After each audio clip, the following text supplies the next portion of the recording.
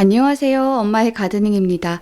제가 이렇게 생화로 찾아뵙는 게 얼마나 오랜만인가 싶은 생각이 듭니다.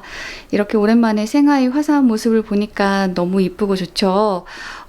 이 꽃은 제가 며칠 전에 고속터미널에 오너먼트 사러 갔다가 옆에 생화시장에 들러서 산 장미꽃이에요. 이름은 핑키파이라고 하더라고요. 정확한 품종명은 저는 장미 전문가는 아니어서 잘 모르겠지만 어쨌든 5개에 8,000원을 주고 사온 꽃입니다. 이번에 가보니까 전반적으로 꽃값이 비싸더라고요. 예산을 10,000원만 잡고 갔는데 꽃값이 대부분 10,000원을 웃돌아서 사지 못하고 그냥 돌아올 뻔 했는데 이 마지막에 발견한 이 꽃이 8,000원만 달라고 하셔가지고 아주 기분 좋게 담아왔어요. 꽃은 제가 손을 보여드리면 자, 이렇게 꽃 한 송이가 굉장히 거대합니다. 그냥 멀리서 보면 자나같이 이렇게 좀 작은 꽃이라고 생각하실 수 있는데 실제로는 굉장히 거대한 꽃이에요. 꽃봉오리는 제가 처음 사왔을 때랑 거의 비슷한 사이즈를 유지하고 있습니다. 사실 저는 처음 봤을 때는 위에가 이렇게 생겨서 줄리엣 로즈 같은 장미꽃인가 보다. 이게 벌어지면서 이렇게 또 활짝 피어나겠구나 이런 기대를 가지고 샀는데요. 지금 며칠이 지났는데도 이렇게 이 모습을 유지하고 있는 걸로 봐서는 그냥 원래 이런 꽃인가 보다 싶기도 합니다. 아이를 꼬실 때 이거 아이스크림 같지 않아? 아이스크림 장미꽃이다 막 이렇게 호두갑을 떨면서 꼬셔서 이 꽃을 사왔는데요. 사와서 집에 꽂아놓고 이렇게 지켜보니까 이 꽃은 좀 뭐랄까 되게 동양적인 아름다움이 느껴지는 꽃이다 이런 생각이 들었어요. 요거 한 송이만 이렇게 꺼내서 카메라로 보시는 분들은 어떤 생각을 하실지는 모르겠는데 실제로 보는 저는 이 꽃을 보면서 연꽃 같다라는 생각을 했어요. 실제 연꽃보다는 그 불교 미술에서 그리고 있는 연꽃의 모습 더 가까운 연꽃이라는 생각이 들더라고요. 참 신기하죠. 장미꽃에서 이런 모습이 보인다는 게. 5개 사왔는데 하나는 시들어서 지금은 4개가 됐고요. 자, 이제 오늘 본론으로 들어가 보겠습니다. 어제 몇 시지? 오전 10시쯤에 우리 하위 종묘에서 카톡 알람이 왔더라고요. 4차 라인업이 있다고 얼리버드 시작된다고 알려주시면서 수선화랑 알리움은 다음 주 중으로 오픈될 거라고 알려주고 그 다음에 어떤 상품이 판매가 될 건지는 오후 3시에 알려주시겠다 하셔가지고 한번 보려고 합니다. 여기에 공지사항 맨 위에 있는 거 보면 일반 튤립으로는 이제 그 우리아 종묘 같은 경우는 신품종은 또 신품종이라고 이렇게 위에 파랗게 있어요. 체크되어 있기 때문에 그거 보시면서 우리나라에 처음 들어오는 품종이구나 이렇게 생각하시면 또 구매에 참고가 되실 것 같고요. 여기 보면 라이트 핑크 프린스라고 하는 연보라색 튤립 밑에가 살짝 하얗면서도 약간 누리끼리한 게 뭔가 만개했을 때 되게 예쁠 수도 있겠다라는 기대감을 주는 그런 튤립이고요. 그 옆에는 체리 딜라이트 어제 제가 댓글로 정말 강추를 날렸던 그 튤립이에요. 제가 인스타 사진도 보여드렸죠. 아마 제가 작년에 영상으로도 되게 많이 보여드렸을 것 같아요. 뭔가 되게 평범한 그냥 흔한 빨간색 튤립이라고 생각하실 수 있지만 제가 그동안 많이 키워봤는데도 불구하고 이 컬러에서 이렇게 강렬한 존재감으로 기억되는 건 요거밖에 없거든요. 이런 색깔에 관심 있으시다면 구매해보시는 것도 괜찮고요. 레흐바웬사는 이상하게 이름이 낯이 익습니다. 옛날에 그 폴란드 어쩌고저쩌고 했던 그분이 아닌가 싶어서 지금 급히 검색을 하고 있어요. 맞네요. 제가 작년에 키워봤고요. 작년에 그런 말을 했었죠. 폴란드의 김대중 대통령 같은 사람이다 라고 생각하면 된다고. 약간 인생 경로가 상당히 비슷해요. 그래서 노벨 평화상도 받으셨고 대통령도 되셨고 노조위원장 이런 노동자 활동도 많이 하시는 분이고 그래서 그런 분인데 그 이름을 딴 튤립을 만들었네요. 이걸 어느 나라에서 만들었길래 이분의 이름을 갖다가 이렇게 붙인 건지는 모르겠어요. 네덜란드에서 주로 하긴 하지만 인근 지역에 뭐 나라들도 있고 또 거기 있는 사람들이 또 네덜란드 와서 또 튤립을 연구할 수도 있고 그래서 뭐 어떤 사연이 있어서 이런 이름이 붙은지는 모르겠지만 하여튼 여기 끝에만 살짝 빨갛고 뭔가 꽃으로는 그렇게 강렬하지는 않았던 것 같아요. 제 기억에 살짝 이름 말고는 되게 흐릿하게 기억이 남아있는 걸로 봐서 뭔가 그렇습니다. 그러니까 엄청나게 예쁘지는 않았던 것 같아요. 엄청나게 마음에 들었던 건 아닌 것 같아요. 근데 예쁘긴 예쁠 거예요. 왜냐면 엄청나게 못났거나 엄청나게 망했으면 그게 또 엄청나게 강력하게 저의 기억에 남았을 텐데 또 그것도 아닌 걸 보면 무난무난하게 봤던 게 아닌가라는 생각은 듭니다. 그 옆에는 퍼플 프린스입니다. 프린스 튤립 중에서 이제 퍼플 색깔 조생종이에요. 그래서 신중하게 접근하시면 좋을 것 같아요. 어제 댓글로 남부지방에서 튤립 키우시는 분이 남부지방은 아무래도 가을철에 좀 따뜻하다 보니까 튤립을 잘 키우기가 많이 좀 힘들어요. 실내 환경에서는. 그래서 그분 같은 경우는 여러 번 시행착오를 겪으신 후에 조생종이랑 만생종은 건너뛰기로 하셨더라고요. 그래서 중생종이랑 아니면 아예 빨리 피는 윤행 튤립으로 기조를 잡았다고 말씀을 하셨는데 들으면서 그럴 수 있겠다. 이거는 진짜 경험에서 나온 지혜다. 이런 생각이 들었어요. 그래서 좀 남부지방이신 분들이랑 그 다음에 좀 집에 빛이 많다거나 따뜻하다거나 창문 단열력은 또 다 다르잖아요. 그런 상황이 있으면 그분의 의견을 좀 참고하시면 좋지 않을까 이런 생각을 해봅니다. 그래서 퍼플 프린스는 되게 예쁘기는 하지만 좀 힘들 수 있어요. 조생종이라서. 자, 그 밑으로는 겹튤립인 콜럼버스가 있네요.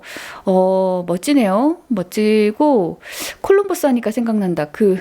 제가 며칠 전에 슈카월드에서 들었는데 콜럼버스의 날을 없애기로 하고 그걸 가지고 미국 내에서 뭐 분열이 있네, 뭐 싸움이 있네, 갈등이 있네 이런 얘기를 들었던 기억이 있는데 그래요. 저는 그런 이야기도 되게 흥미로워하기는 하는데 그래서 도대체 이 구군을 개량한 사람은 도대체 어디서 영감을 얻어서 콜럼버스라고 이름을 지었을까요? 아무튼 어떤 이름은 그냥 훅 지나치는데 어떤 이름은 거기에 꽂혀가지고 약간 스토리를 상상하게 하는 그런 이름들도 있어요. 이 튤립도 그러네요. 근데 이제 어쨌든 콜럼버스라는 이름이랑은 별개로 꽃 자체는 예쁜 것 같습니다. 자, 그 다음에는 신품종이라고 하고요. 프린스 클라우스래요. 어머나 크로커스 좀 키워보신 분들은 알지만 비슷한 이름이 크로커스에도 있습니다. 심지어 그 크로커스 엄청나게 예뻐요. 제가 보고서 실물 보고 참 감탄했던 크로커스 탑3 안에는 들지 않을까 싶거든요. 그래서 프린스 클라우스 같은 느낌으로 만든 튤립이려나 아니면 저 이름이 뭐가 있나요? 그때 제가 옛날에 찾아봤었을 때 저게 그거였거든요. 산타클로스? 아닌가? 찾아봐야겠어. 프린스. 네이버에 검색하니까 크로커스밖에 안 뜹니다. 이거를 여기서는 답을 얻지 못하려나 봐. 그래. 네덜란드에 명문 음대가 있대요. 그 중에 한 군데가 프린스 클라우스 음대래요. 오호, 그렇구나. 근데 어쨌든 그 이름도 어디선가 따왔을 거잖아요. 그래서 한번 찾아보겠습니다. 스펠링은 프린스 클라우스. 구글에서 찾아볼게요.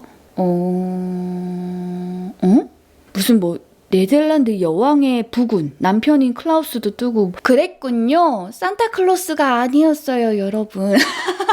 진짜. 여기서 가야겠네. 프린스 클라우스. 자, 요분입니다. 요분이 지금 네덜란드 여왕님의 남편이시래요. 원래 그게 우리는 왕비 혹은 부군 이렇게 부르는데 이게 직위로는 영어로 프린스라고 부르잖아요. 프린스 아니면 프린세스 이게 공작 내지 아무튼 그런 작이라서 왕보다는 약간 한 단계 낮은 작이라서 그렇게 부르는데 그랬구나. 이분이 남편 성함 그래서 이분한테 헌정하는 튤립이었던 거군요. 그래? 좋겠다. 자기 이름에 튤립도 있고 되게 부럽네요. 꽃을 한번 다시 볼까요? 이 꽃을 그래. 튤립국의 여왕의 남편의 튤립이군요. 이런 스토리가 있으니까 왠지 한번 키워보고 싶기는 한데 왜 하필 또 주황색? 맞아. 그러네. 네덜란드가 주황색이 심볼이 맞나? 오렌지 군단이라고 하잖아요. 거기 축구하는 분들. 한국에서는 오렌지 하면 무조건 하나인데 맞아, 네덜란드가 주황이었어. 아, 그래서 그렇게 주황색이 많나? 저는 주황색 별로 안 좋아하는데 튤립에 너무 주황색이 많아가지고 이랬는데 어쩔 수 없네. 이건 나라색이 있었구나. 하여튼 그렇습니다. 그래서 이렇게 주황색을 좋아하시는 분들은 눈여겨 한번 보시고요. 우리가 언제 이런 높은 분의 튤립을 키워보겠어요. 자, 그 다음은 신품종이래요. 되게 익숙한 비주얼이거든요, 사실. 근데 아프리코트 페이버릿, 잠시만. 너도 이름이 굉장히 낯이 익네? 검색을 해보자. 왜 이렇게 이름이 낯이 익을까? 아니구나.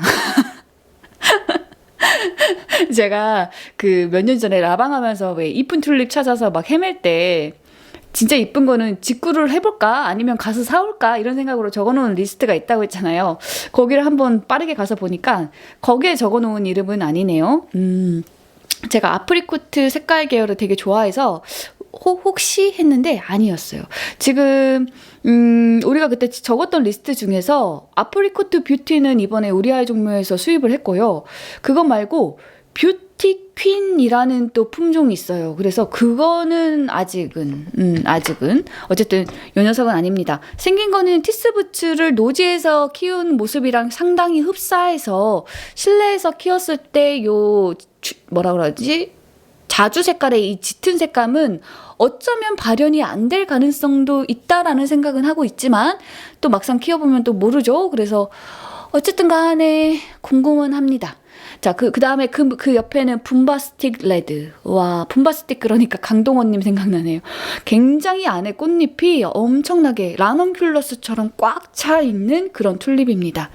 그 마지막으로는 맨디스 초이스라는 튤립이고요.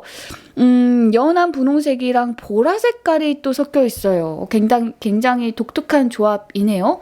그래서 이렇게 4차 라인으로 있고요. 예약 판매는 7일 오전이면 어제였구나. 어제 9시부터 예약 판매가 시작됐군요. 그 밑으로는 원종 튤립이 있습니다.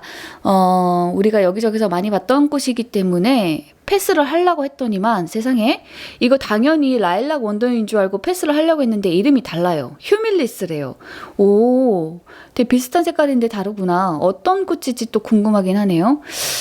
원종 튤립은 좀 가격을 보고 싶어요. 이번에 제가 금강화훼 종묘에서 사면서 굉장히 서비스도 많이 받고 또 서비스를 떠나서 가격 자체가 워낙 좋았기 때문에 이게 올해는 도대체 얼마의 가격으로 들어오게 되는 건지 이런 걸 좀 가늠해 보고 싶네요. 자, 밑에는 윤행 튤립이 있습니다. 저온 처리가 된 튤립이고요. 저온 처리가 됐기 때문에 성장 속도가 굉장히 빠를 거예요. 어제는 영상에서 속도가 굉장히 빠를 것이기 때문에 봄 햇살을 못 받는 점이 단점이고 아쉽다라고 말씀을 드렸는데 구독자님께서 자기 같은 경우는 오히려 꽃이 귀한 봄철에 가장 먼저 조생종보다도 먼저 윤행 튤립이 피어나서 가족들이 정말 그 꽃 보면서 반가워하고 또 행복했던 좋은 기억이 있다라고 말씀을 하시더라고요. 그래서 그 말 보고서 그렇구나 이러면서 반성도 하고 또 깨닫기도 하고 했는데요. 그분이 그러더라고요. 이렇게 경험하기 전에는 모르는 거라고. 그게 진짜 맞는 것 같은 게 무엇이든 그것의 장점과 단점이 있지만 어떤 사람한테는 그것의 단점이 아무렇지 않을 수도 있고 또 어떤 사람한테는 반대로 그것의 장점이 또 아무렇지 않을 수도 있는 거거든요. 그래서 결국에는 그것의 장점, 단점을 뛰어넘어서 그 사람 인생에 얼마나 필요한 순간에 나타나는가 이런 타이밍 이런 것도 또 중요한 것 같아요. 뭐든지. 그래서 윤행 튤립은 그런 장단점이 있지만 여러분들 인생에서 또 어떤 역할을 할지는 또 제가 미리 이렇게 할 부분은 아니라서 가격적 부담은 좀 있지만 또 굉장히 빨리 자랄 거기 때문에 또 그런 걸로 인한 그런 건 있겠지만 여러분들이 마음에 드는 품종이라면 도전해 보시는 것도 좋을 것 같고요. 그리고 일단 리스트 자체는 굉장히 잘 가져오신 것 같아요. 첫 번째는 아르고스라고 하는 보라색, 그 다음에 마리뜨라고 하는 이걸 무슨 색이라고 불러야 될지 모르겠어요. 빨간색, 주황색, 노란색이 그라데이션으로 있는 튤립인데 제가 주황색은 별로 좋아하지 않지만 얘는 좀 마음에 들고요. 그 옆에 맨디스 초이스는 그러니까 저온 처리가 안 된 것도 갖고 왔고 저온 처리가 된 것도 가져오셨어요. 그 다음에 이제 망고참도 있고요. 네그리타도 있고요. 슈퍼 모델도 있네요. 슈퍼 모델도 되게 예쁘죠. 그 다음에 타임아웃. 이 유냉 튤립 같은 경우에는 보통은 우리 같은 일반 소비자를 위해서 가져오는 튤립은 아니에요. 이게 심자마자 빨리 자란다고 했잖아요. 그렇기 때문에 저온 처리는 농가에서 주로 수입하는 구근입니다.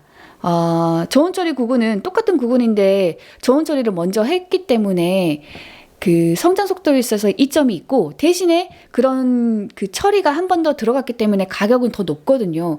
근데 농가 같은 경우는 시간이 곧 돈이거든요. 튤립을 특히나 우리나라에서 키우는 거에 있어서는 온도, 환경적인 제약이 너무 크기 때문에 정말 가급적이면 빨리 키워가지고 빨리 파는 게 좋아요. 그래야 여러 번 또 심어서 팔기도 하거든요. 어떤 농가는 3번 심어서 팔기도 하니까요. 그래서 빨리 키워서 팔고 또 심어서 또 키워서 팔고 이러려면 초반에는 좀 저온 처리가 된 구근 위주로 갈 수밖에 없고 그래서 그런 농가를 위해서 수입하는 구근이에요. 그래서 똑같은 구근이라고 하면은 아무래도 저온 처리 구근이 훨씬 더 구근이 크다거나 아니면 좀 상한 데 없이 구근 퀄리티가 더 좋다거나 그런 점은 또 있어요. 그래서 어디서든 사든 내가 좀 뭔가 사기 내지 뭐 눈탱이라고 하죠. 어떤 그런 뒤통수를 맞을 것이 걱정이 된다면 유냉 튤립으로 도전해 보시는 것도 좀 안전한 선택이 될 수 있습니다. 자, 이렇게 우리 하회 종묘는 다 봤고요. 그리고 제가 그거를 까먹었더라고요. 한다 하면서 자꾸 까먹었는데 10월 달에 제가 코스트코 가면서 거기서 구근을 팔고 있어가지고 그거 영상 담아왔는데 세상에 지금은 구근이 다 없어졌으려나요? 그 소식을 담아보았답니다. 자, 이렇게 저희 동네 코스트코에서는 항상 그 지하 1층, 2층 이렇게 있으면 원래 보통 지하 2층으로 내려가서 2층에서 쇼핑하고 지하 1층으로 올라와서 마저 쇼핑하고 마지막으로 결제하고 나가잖아요. 근데 보통은 그 영양제랑 뭐 그런 그냥 공산품들 있는 지하 2층에 식물이나 구근을 두셨거든요. 근데 올해는 여기가 그 식품 쪽이에요. 뒤에 소고기 있고 뒤에 여기 양파 있고 이런 식품 쪽에 이렇게 매대를 마련해가지고 구근을 이렇게 쭈르르 놓으신 거예요. 그래가지고 뭐지? 이래 놓으니까 좀 뭔가 사기는 편하네 이러면서 이렇게 왔는데 지금 보시면 대충 보면 이런 느낌이에요. 뭔가 좀 되게 뭔가 포장지가 좀 되게 괜찮아졌다? 이런 생각이 들었어요. 되게 전에 비해서는 좀 더 그래도 좀 신경을 쓴 것 같은 뭔가 값어치를 하는 것 같은 그런 비주얼의 포장지다라는 생각이 들었었고 그러나 이제 포장지가 개선된 것과는 별개로 얼핏 딱 훑어봤을 때 품종 자체는 전보다는 오히려 더 적게 갖고 오신 것 같다. 덜 다양하게 갖고 오신 것 같다라는 생각이 들었고 보시면 이렇게 이번에 눈에 띄는 게 이렇게 믹스 구근 세트가 있어요. 믹스 구근 세트.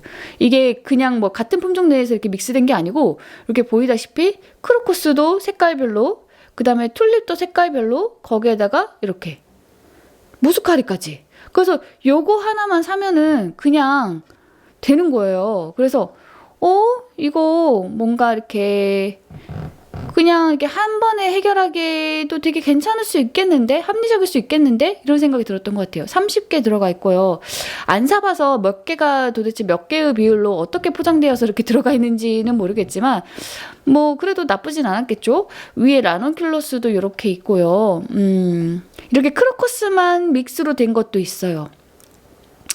20개 들어가 있네요. 아드생크, 로맨스, 루비 자이언트, 로맨스 향기가 좋죠. 자, 가격을 잠깐 내가 놓쳤나 싶어서 다시 보면 크로커스 20개에 11,900원이군요. 한 개에 500원이 조금 넘는 가격으로 판매를 하셨고요. 그리고 그 수선화가 요게 답니다. 요게. 이거를 다행이라고 해야 될지 아니라고 해야 될지 지난 몇 년간 코스트코가 수선화를 조금 다양하게 가져오기는 했고 또 약간 한국에서는 흔하지 않은 수선화로 가져오려고는 했는데 항상 심어보면 그 비주얼이 아닌 엉뚱한 애들이 피어나는 경우가 굉장히 많았잖아요. 그걸로 인해서 저도 좀 화가 나기도 하고 그랬었는데 이번에는 그렇게 뭔가 혼동될 여지 없이 하지만 굉장히 재미없게 이렇게 단일 품종으로만 가져오셨습니다. 그랬구나. 그리고 튤립 같은 경우는 이렇게 오렌지 라이언이라고 하는 튤립과 이거는 애프리코 임프레션 그리고 저거는 아펠던이라고 돼 있지만 아펠도른이라고도 말하는 어쨌든 그리고 요거는 핑크 임프레션일 거고요. 여튼 그래가지고 요게 답니다. 앞쪽 요게 다예요. 그래서 좀 개선된 부분도 있지만 아쉬운 부분도 있었던 그런 올해의 라인업인 것 같아요. 되게 합리적이기는 한데 좀 애호가로서는 아쉬운. 여튼 그래가지고 이렇게 오늘의 추식국은 소식은 다 끝났고요. 이제 주말이네요. 주말이니까 다음 주 일기를 슬쩍 볼게요. 여러분들은 예쁜 꽃이랑 조명 보고 계시고 제가 날씨를 좀 보겠습니다. 오늘은 최저 온도가 0도였는데 내일부터는 그래도 올라가요. 그래서 화요일 날에는 8도고 목요일에는 비가 올 거라는데 9도고 와 금요일은 12도까지 올라가네요. 비가 올 거라는데 허허 이거 11월 날씨가 이게 맞나요? 제가 좀 이상기후에 대해서 크게 위기감 같은 거를 못 느끼고 있었어요. 머리로는 아는데 이게 약간 몸으로 느껴지는 위기감이라는 것도 있는 거잖아요. 근데 그런 거를 잘 못 느꼈고 그리고 이렇게 찾아보면 한국 사람들은 대부분이 이렇게 무덤덤할 수밖에 없는 이유가 그 이상기후가 아니더라도 원래 우리나라는 너무 춥거나 너무 덥고 뭐 폭우 같은 것도 어쩌다 가끔 오고 태풍도 오고 막 이러니까 이상한 날씨가 나타난다고 해서 그게 그렇게 막 특이하거나 낯설거나 그러지는 않아서 그래서 무감각하다고 하던데 근데 이제 저도 그랬었던 것 같은데